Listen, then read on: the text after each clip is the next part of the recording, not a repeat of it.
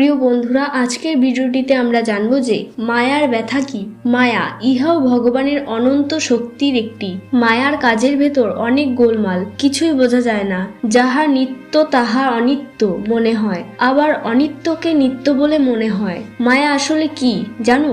আমরা যে দয়া মায়া কথাটি বলি তাহা কিন্তু অনেকাংশ ভুল। দয়া হলো সর্বভূতে ভালোবাসা, সেক্ষেত্রে আপন পরের কোনো বিবেক থাকবে না, ইহা নিরপেক্ষ।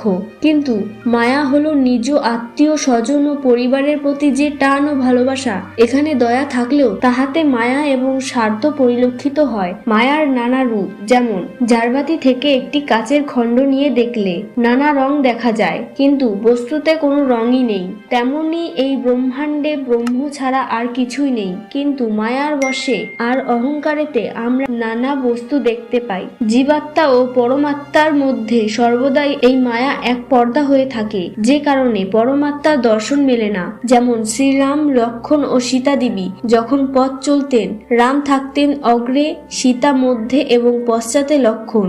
এখানে রাম যতক্ষণ জানকী মধ্যে থাকবেন, লক্ষ্মণ তো রামকে দেখতে পাবে না। মায়ার প্রধান অস্ত্র হলো কামিনী আর কাঞ্চন, অর্থাৎ নারী আর অর্থ।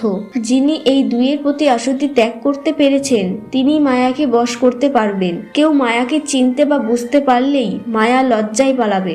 যেমন একবার হরিদাস বাঘের ছাল পরে একটি ছেলেকে ভয় দেখাচ্ছিল। ছেলেটি বলল, আমি তোকে চিনেছি, তুই আমাদের হরে। তখন সে হাসতে হাসতে চলে গেল।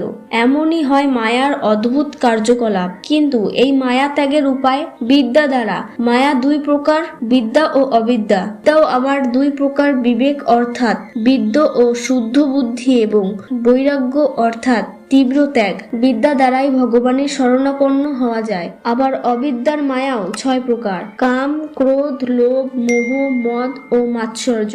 অবিদ্যার প্রভাবে মানুষ শুধু আমি ও আমার এতেই ব্যস্ত। বিদ্যা দ্বারাই একমাত্র মায়াকে বিনাশ করা যায়। দেখবে যতক্ষণ জলাশয়ের জল ঘোলা থাকে, সূর্যের প্রতিবিম্ব তাতে ঠিকমতো দেখা যায় না। তেমনি মায়া অর্থাৎ আমি আর আমার এই ভ্রান্ত জ্ঞান যতদিন না যাবে, আত্মা সম্পর্কিত জ্ঞান তার মাথায় কোনো মতেই ঢুকবে না। মায়ার অনেক রূপ, যেমন কামিনী, কাঞ্চন। আর 6টি রিপুকে যতই সরানো হয় বারবার ঘুরে আসে। পানাপুকুরে নেমে যতই পানাকে সরানো হয়, আবার এসে জোটে মায়াও তেমনি। কিন্তু পানাকে সরিয়ে যদি একটি বাঁশ দিয়ে বেঁধে দেওয়া হয়, আর আসতে পারে না। মায়াকেও তেমন সরিয়ে দিয়ে যদি জ্ঞান আর ভক্তির বেড়া দিতে পারো, মায়াও আর আসতে পারবে না। তখন সর্বত্রই শুধু দর্শন হবে কৃষ্ণ আর কৃষ্ণ। হরি বল, হরি বল। তো বন্ধুরা, এই ছিল আজকের আধ্যাত্মিক কথা।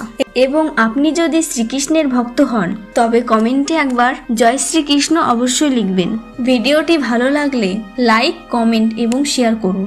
এবং এই ধরনের আরও রোমাঞ্চকর পুরাণ কাহিনী জানার জন্য এই চ্যানেলটিকে অবশ্যই সাবস্ক্রাইব করে পাশে থাকা বেল আইকনটি ক্লিক করুন, পরবর্তী ভিডিওর আপডেট সবার আগে পেতে। তো বন্ধুরা, আজকের মতো এই পর্যন্তই। দেখা হচ্ছে পরবর্তী ভিডিওটিতে। ভালো থাকুন, সুস্থ থাকুন, ধন্যবাদ।